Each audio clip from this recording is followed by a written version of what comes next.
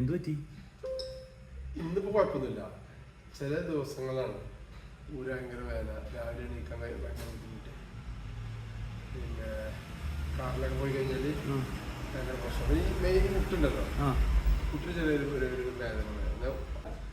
വേദന ചില സമയത്ത് ഞങ്ങൾ നിൽക്കുമ്പോൾ തോന്നും ഇങ്ങനെ എനിക്ക് ഭാരം താങ്ങുന്നില്ല, താങ്ങാൻ തോന്നുന്നു. അങ്ങനെയൊക്കെ ഒരു പ്രശ്നം. ഇതല്ല ഈ ഊരന്റെ ഇവിടെ അല്ലാതെ വേറെ എവിടെയും ഇല്ല.